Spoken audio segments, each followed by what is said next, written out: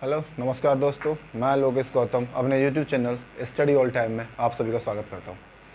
कल हमने geography start किया था, जिसमें हमने ब्रह्मांड और आकाशगंगा के बेसिक्स को पढ़ाया था। अगर उसे किसी को पढ़ना है तो कल वाली पिछली क्लास को रिवाइज कर सकता है। और आज हम तारे, उत्पत्ति और विनाश स्टार्ट करेंगे। तो बिना समय गंवाए हम स्टार्ट कर दें आज का हमारा टॉपिक, तारे, उत्पत्ति और विनाश।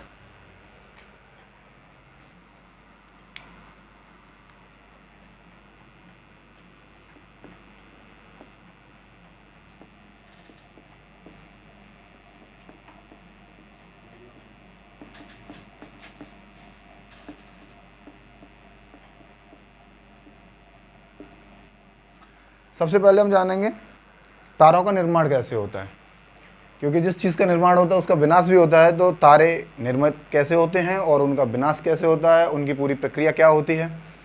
तो जिसमें हमने आकाशगंगा में जाना था, तो आकाशगंगा में हमने सबसे पहले पढ़ा था कि आकाशगंगा में 100 अरब प्लस तारे होते हैं। जब आकाशगंगा घूम रही होती है, अपनी जिस स्पीड से घूम रही होती है, कल हमने जाना था कि उसका एक बल्ज होता है, केंद्र जिसे बल्ज कहते हैं, उसकी 3 घूर्णनशील भुजाएं होती हैं। तो जब अपने केंद्र की तरफ घूम रही होती है तो उसके घूमने से जो गैसें, धूल या मेघ, जो भी कण होते हैं वो प्रभावित होते हैं, जिनसे गुरुत्वाकर्षण जनरेट होता है और उसके केंद्र में नाभिकीय संलयन स्टार्ट हो जाता है। तो जो भी पदार्थ या जो भी धूल या गैस थे वो संगठित होकर जब आकाशगंगा के साथ घूम रहे होते हैं तो उनमें गुरुत्वाकर्षण जनरेट होने की वजह से उनके केंद्र में नाभिकीय संलयन स्टार्ट हो जाता है। संलयन स्टार्ट हो जाता है तो उस अवस्था को तारा कहते हैं। तो नाभिकीय संलयन किस में होता है? तारे में। तारा कब बनता है? जब किसी भी जो हमारे मूल कण हैं या गैस हैं या धूल कण हैं उनमें नाभिकीय संलयन स्टार्ट हो जाता है। तारे में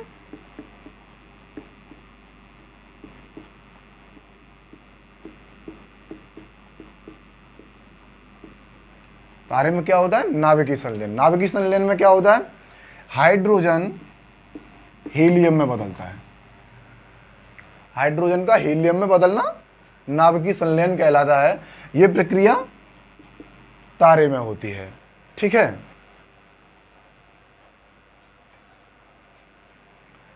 तो इस अवस्था को जब नाभिकीय संलयन स्टार्ट हो जाता है तो तारे में ऊष्मा और ऊर्जा निकलना स्टार्ट होती है और इस अवस्था को तारा कहते हैं। तो हमने समझ लिया कि तारे का निर्माण कैसे होता है, लेकिन इसका विनाश भी होता है। तो जो विनाश की स्थिति होती है उसमें जो हाइड्रोजन है केंद्र में खत्म हो जाता है। हाइड्रोजन केंद्र में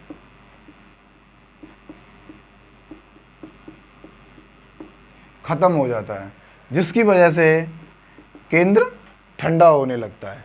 बाहर में भी हीलियम, कार्बन में और लोहे जैसी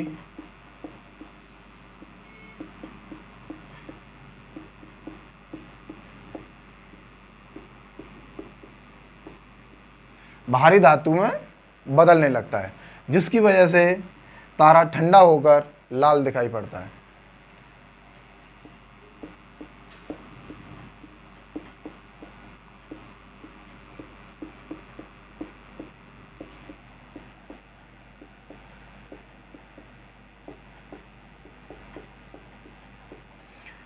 जब तारा ठंडा होकर लाल दिखाई देता है उस अवस्था को, तारे की को रक्त दानव कहते हैं। रक्त दानव या लाल दानव। ये रक्त दानव और समय बाद ये श्वेत वामन हो जाता है, जिसे जीवाश्म तारा भी कहते हैं। इसी का नाम है, श्वेत वामन को ही जीवाश्म तारा कहते हैं।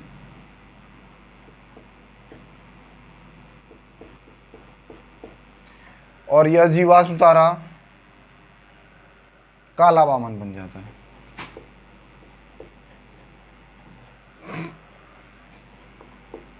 काला वामन बन जाता है। ये एक सामान्य तारे की स्थितियां होती हैं। सबसे पहले नाभिकीय संलयन स्टार्ट होता है, तारा बनता है। तारे का जो हाइड्रोजन है केंद्र में, तो ये एक सामान्य तारे की स्थितियां हैं। जो सबसे मेन चीज़ है, तारे में नाभिकीय संलयन होता है। अगर कल को कोई क्वेश्चन आता है कि नाभिकीय संलयन किस में होता है या तारे में ऊर्जा का जो निर्माण होता है वो किस प्रक्रिया के अंतर्गत होता है, तो किसके अंतर्गत होता है? नाभिकीय संलयन के अंतर्गत होता है। नाभिकीय संलयन में क्या होता है? हीलियम हाइड्रोजन में बदलता है या हाइड्रोजन हीलियम में बदलता है। तो हमारे पास आंसर है हाइड्रोजन हीलियम में बदलता है, जिससे ऊष्मा या ऊर्जा निकलती है। अगर अब अगली स्टेज यहाँ पर तो हमने बता दिया कि तारे का निर्माण कैसे होता है। अगली स्टेज होती है कि तारे का विनाश कैसे होता है। तारे का विनाश, जब हाइड्रोजन जो कि हमें हीलियम में बदल के ऊर्जा दे रहा था, तो हाइड्रोजन जब केंद्र में ख़त्म हो जाता है तो तारे का कलर ठंडा होकर, क्योंकि हाइड्रोजन ख़त्म हो जाएगा तो तारे में ऊर्जा का उत्पादन नहीं होगा, तो जिसकी वजह से तारा ठंडा हो जाएगा। तो तारा ठंडा होगा तो लाल दिखाई पड़ता है, लाल दिखने लग जाएगा। जो लाल दिखेगा तो उसे हम रक्त दानव या लाल दानव कहते हैं। तो जब लाल दानव और ठंडा होता है समय के साथ, तो उसे हम श्वेत वामन कहते हैं। श्वेत वामन को ही जीवाश्म तारा कहते हैं। समय के साथ यही जीवाश्म तारा काला वामन हो जाता है। अगर हम इसे एक फिगर के तौर पर देखें तो इस तरीके से होता है। जब हमारे पास स्टार्टिंग में जो तारा बना था वो थोड़ा यहाँ पे लाइट करते हैं कि सूर्य है या कोई भी तारा है जिसका निर्माण हो जाता है। ये जो आज हमारा सूर्य है इस स्थिति में है।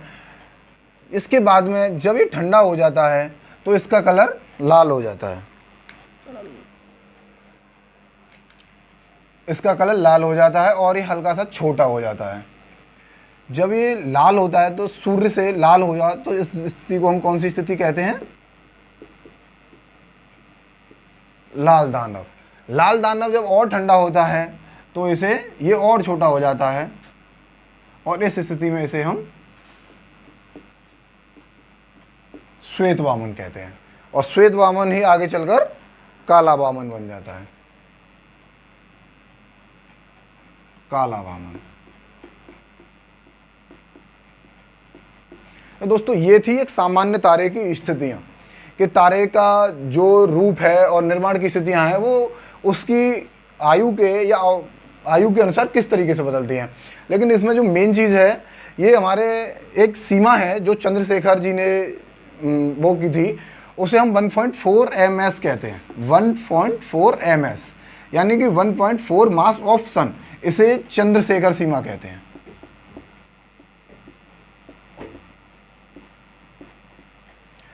चंद्रशेखर सीमा, इसका मतलब है कि अगर कोई तारा, और हाँ एक चीज़ और है जो नोट करने लायक है, इसी चीज़ को डेराइव करने के लिए चंद्रशेखर जी को नोबेल पुरस्कार मिला था। फैक्ट है, कई बार क्वेश्चन पूछा गया है।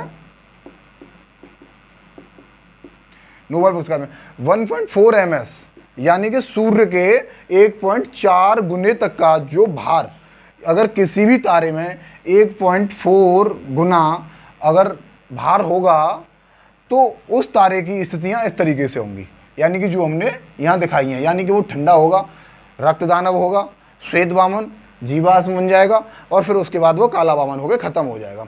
लेकिन अगर किसी भी तारे की जो इससे इतनी भार से ज़्यादा है, 1.4 ms से ज़्यादा है, तो उस स्थिति में वो ठंडा होकर लाल दानव तो बनेगा, लेकिन लाल दानव के बाद में उसकी जो स्थितियाँ होंगी वो सुपरनोवा बन जाएगा।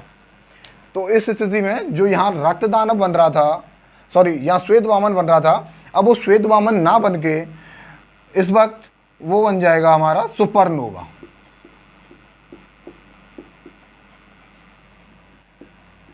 सुपरनोवा या अभिनव तारा।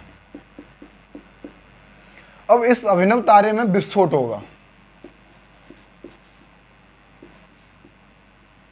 विस्फोट होने के बाद में ये बन जाएगा न्यूट्रॉन तारा।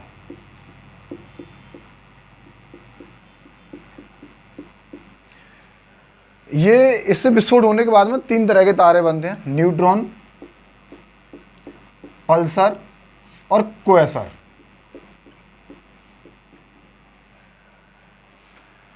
ठीक है, इससे जो न्यूट्रॉन तारा, पल्सर और क्वेसर। न्यूट्रॉन तारा जो पल्सर है ये बहुत चमकीला होता है, और ये भी चमकीला और चुंबकीय होता है, चमकीला प्लस चुंबकीय। आगे न्यूट्रॉन तारे की स्थितियां होती हैं। न्यूट्रॉन तारा अत्यधिक संकुचित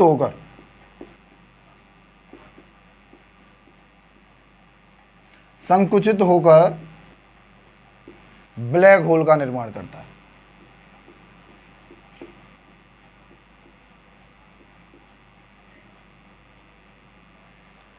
तो ब्लैक होल हमारा कैसे बनता है? जब हमारे पास 1.4 ms से ज़्यादा भार का तारा होता है और वो तारा मरता है तो उससे सुपरनोवा या अभिनव तारा बनता है, जिसमें विस्फोट होने पर इस तरह के 3 या किसी भी एक या तीनों तारे बनते हैं, और उसमें से जो न्यूट्रॉन तारा होता है वो अत्यधिक संकुचित होकर एक ब्लैक होल का निर्माण करता है।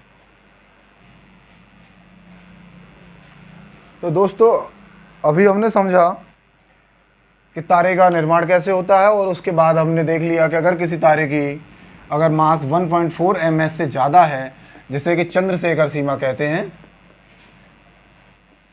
चंद्रशेखर सीमा, और जाना इसके लिए, इसे बताने के लिए चंद्रशेखर जी को नोबेल पुरस्कार भी मिला था।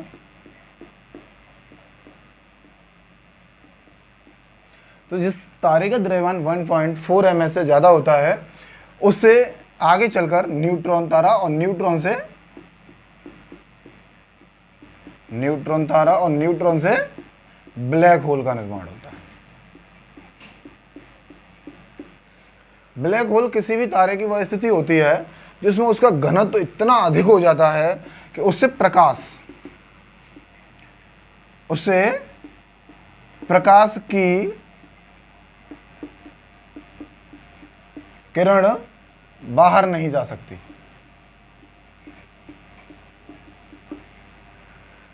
यानी कि ब्लैक होल का जो घनत्व इतना अधिक हो जाता है कि प्रकाश की किरण भी उससे बाहर नहीं जा पाती है, जिसकी वजह से वह पूरा का पूरा एकदम काला छिद्र दिखता है।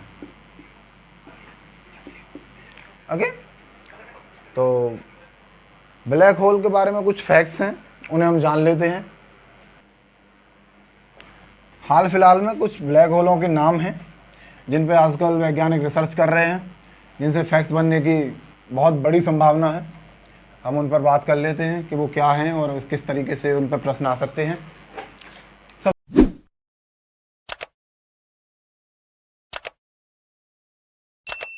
सबसे पहले तो जानते हैं ब्लैक होल की जो संकल्पना है कि ब्लैक होल होता क्या है। ब्लैक होल की संकल्पना किसने दी थी? जॉन व्हीलर ने। ब्लैक होल की संकल्पना जॉन व्हीलर ने दी थी कि ब्लैक होल होता क्या है। अगला, अभी हाल फिलहाल में साइंटिस्टों के उसमें रिसर्च की वजह से कुछ चीज़ें न्यूज़ में रह रही हैं जिनके के बहुत संभावना है कि वो फैक्ट्स बतौर हमारे एग्जाम में पूछे जाने की, तो उन पर बात कर लेते हैं। अभी हाल फिलहाल में रॉक ब्लैक होल, ये क्या है? 2 या 2 से अधिक ब्लैक होल का समूह। तो याद रह सकता है, रॉक ब्लैक होल, 2 या 2 से अधिक ब्लैक होल का समूह। अगला है सैजिटेरियस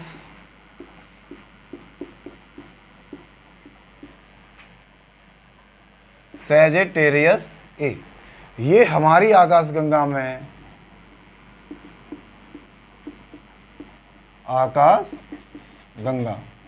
कल बताया था, हमारी आकाशगंगा का नाम क्या है? मंदाकिनी। मंदाकिनी में ब्लैक होल। जो सैजिटेरियस ए है वो हमारी आकाशगंगा में उपस्थित ब्लैक होल है। कुछ चीज़ें और तारों के बारे में कि एक हमारा तारा है केपलर 44। केपलर 44 अभी हाल ही में डिस्कवर किया है।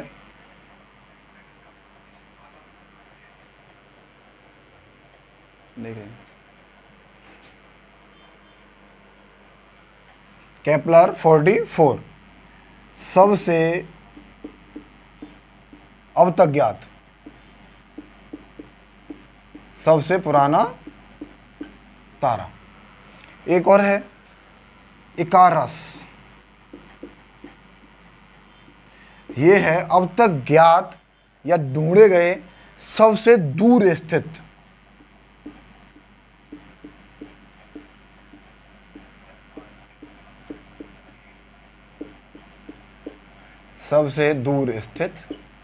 तारा।